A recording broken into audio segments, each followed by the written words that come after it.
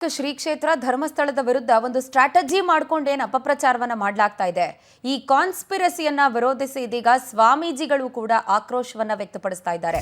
ಷಡ್ಯಂತ್ರವನ್ನ ವಿರೋಧಿಸಿ ಸ್ವಾಮೀಜಿಗಳು ಇದೀಗ ಪ್ರತಿಭಟನೆಯ ಹಾದಿ ಹಿಡಿದಿದ್ದಾರೆ. ಪ್ರಮುಖವಾಗಿ ಉತ್ತರ ಕನ್ನಡ ಜಿಲ್ಲೆ ಶಿರಸಿಯಲ್ಲಿರುವಂತಹ ಮಠಾಧೀಶರು ಈ ಪ್ರತಿಭಟನೆಯ ಹಾದಿ ಹಿಡಿದಿರೋದು.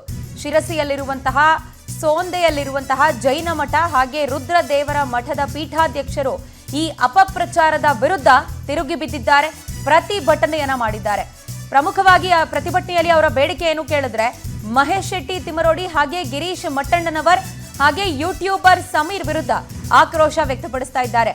ಪ್ರತಿಭಟನೆ ಸಂದರ್ಭದಲ್ಲಿ ಈ ಮೂವರ ಪ್ರತಿಕೃತಿಯನ್ನ ದಹಿಸಿ ಭಕ್ತರು ಕೂಡ ಆಕ್ರೋಶ ವ್ಯಕ್ತಪಡಿಸಿದ್ದು, ಅಪಪ್ರಚಾರವನ್ನ ಮಾಡ್ತಾ ಇರೋರ ವಿರುದ್ಧ ಕ್ರಮ ತೆಗೆದುಕೊಳ್ಬೇಕನ್ನುವ ಒತ್ತಾಯ ಬಲವಾಗಿ ಕೇಳಿಬಂದಿದೆ.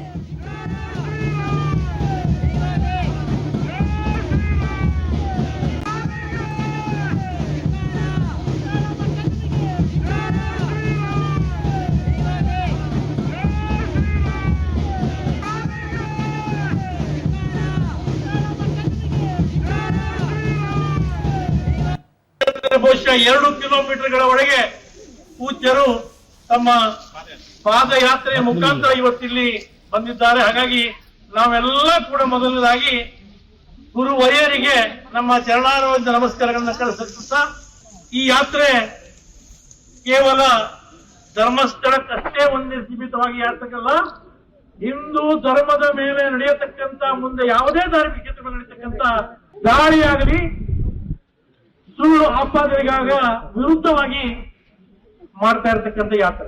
ಯಾಕಂದ್ರೆ ಬಹುಶಃ